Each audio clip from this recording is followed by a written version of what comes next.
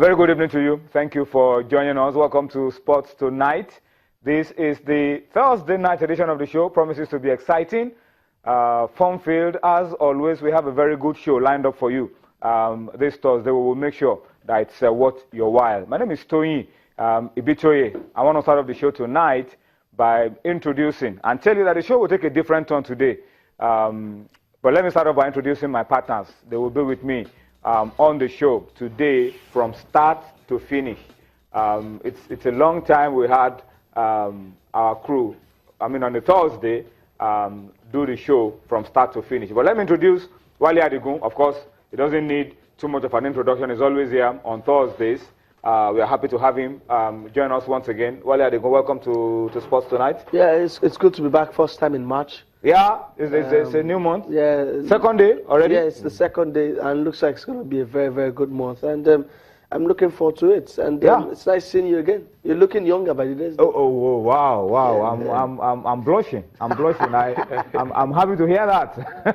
And of course, we have Femi Adefeso as well with us tonight. Femi, of course, we know it's a basketball night. We do a lot of basketball, but Femi is also very good, not just with basketball, but with a whole lot of other sports as well. But we're happy to have you join us from start to finish today. Yeah, a lot of basketball for us, local stuff, international stuff. Yes, a lot. And of course, sports all around, because a lot of things are happening. The year is running thick and fast. Yeah. We're in March already. We're in March already. When was it? How many weeks ago did we celebrate the first day of the year?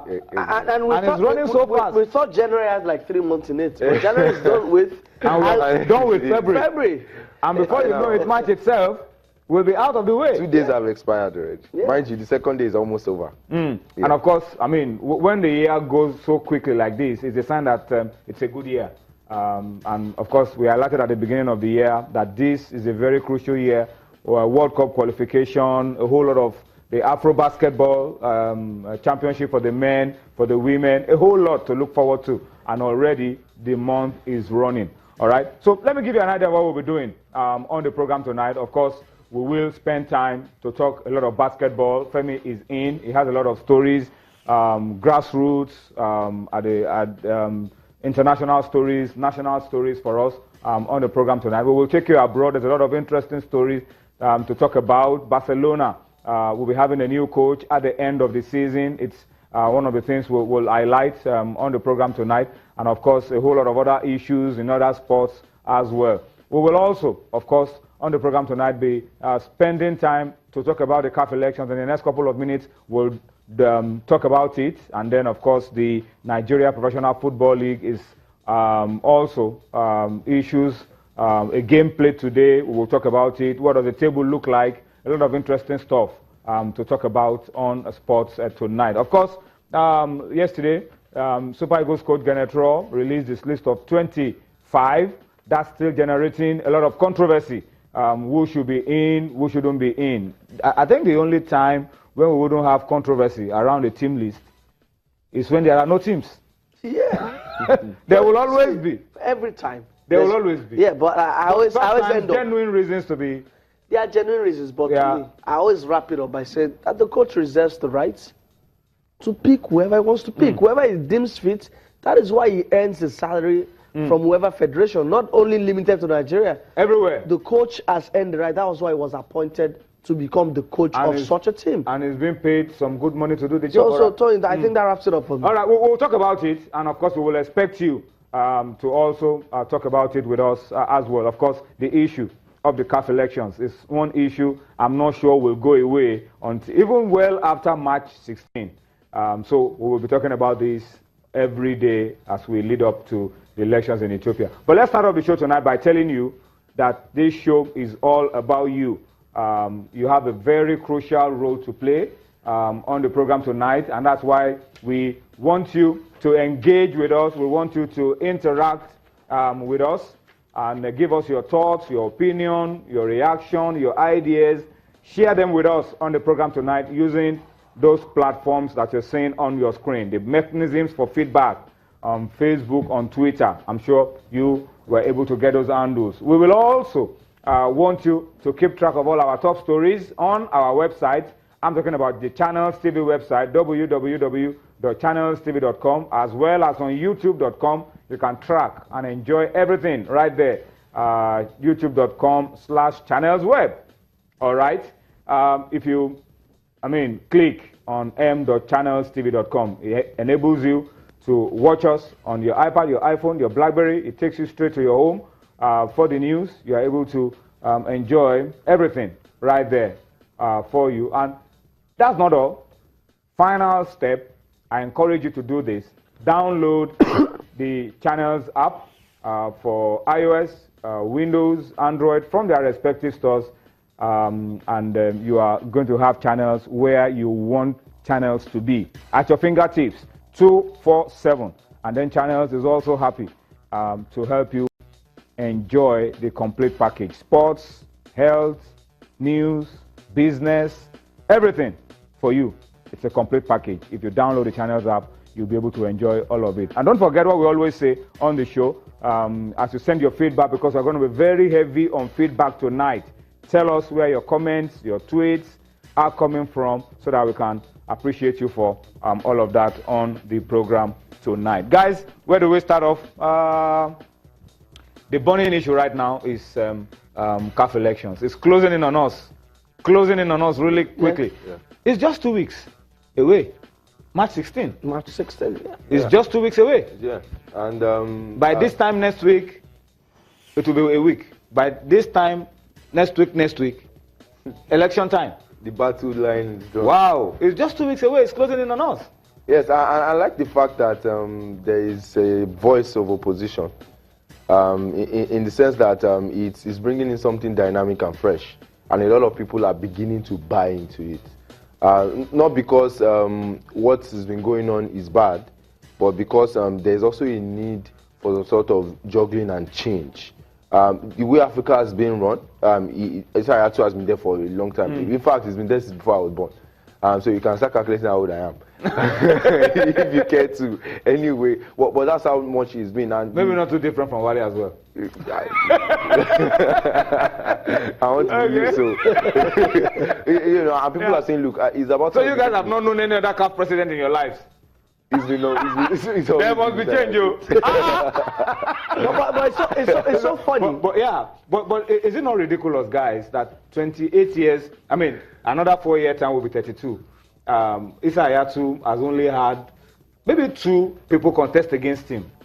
Yeah, 2 people who have managed to contest. Only 2. Him. But in 32 years of reign. I think my problem with this is mostly unopposed. Yeah. And the question is why? My problem is the reason why we are clamoring for change. I'm not. Let me state this early that I'm not supporting anybody. I'm only supporting whoever gives the best African football.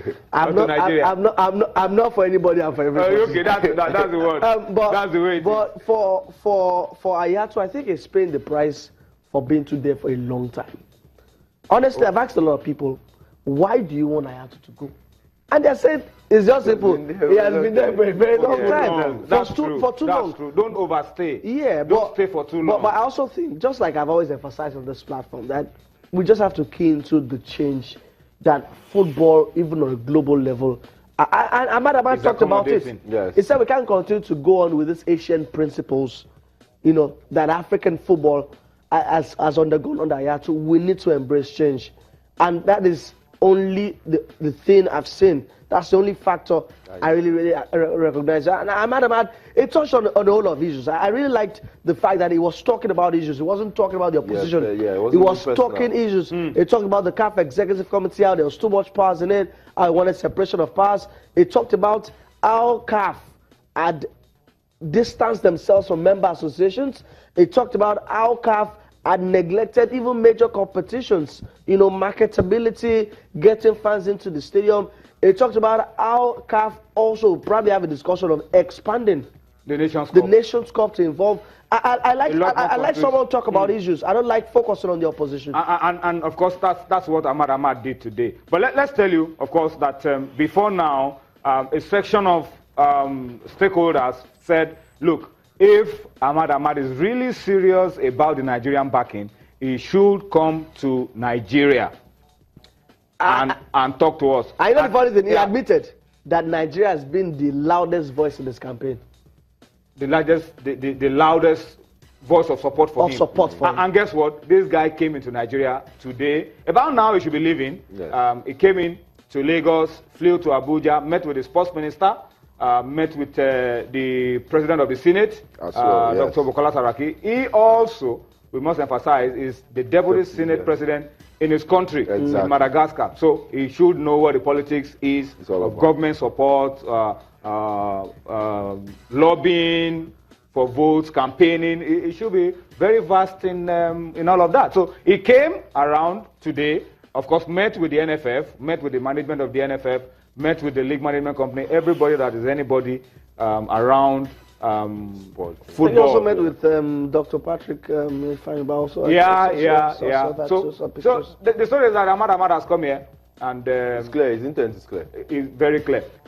I beg your pardon. While you talked about, before we go on our first break, you talked about the program of Ahmad, what he's trying to say. Let me read this for you, because we picked this from his website. He has a website where his manifestos are clearly spelled out, where his manifesto is clearly spelled out.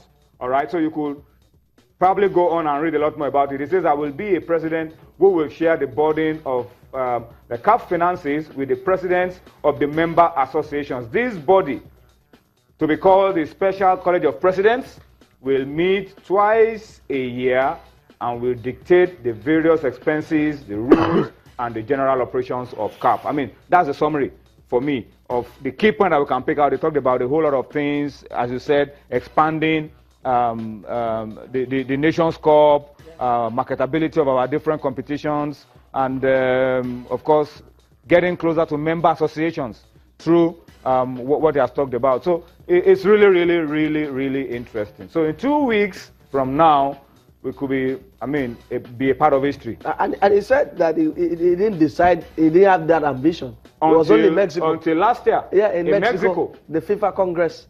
That was where the idea came that, look, we've seen the new direction that FIFA is going. We must bring some things to CAF. Exactly. And the truth is, in as much as some want to say this man doesn't have too much pedigree to push, you look at what's happening in FIFA.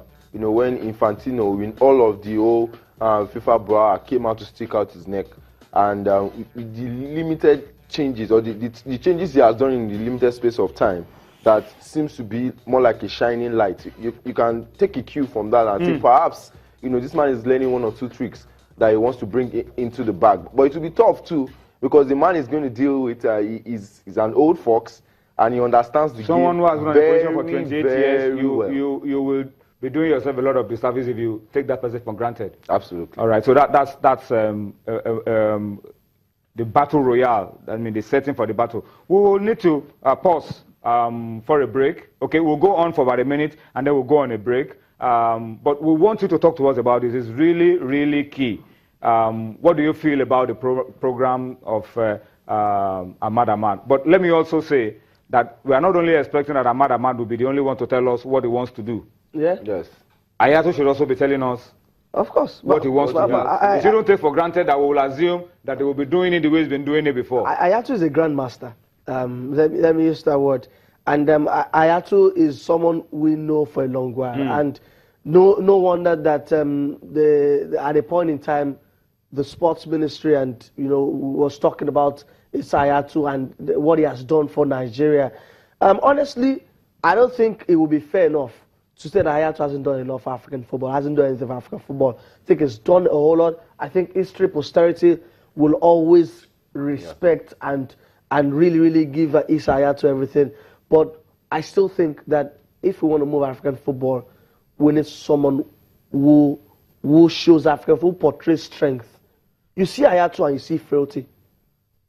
Yeah. You see frailty. We see him at this. He's not a young man. It's not a young man anymore. We need someone vibrant. Maybe he needs the rest more than even thinks that he needs the rest. We need vibrant. He's done a whole lot for African football, but I think it's time that we'll move forward. Okay, it's time for us to go on that break now. When we return from the break, we'll still be talking CAF elections, what role for Nigeria, and then a whole lot of other issues on Sports Tonight. Join us again.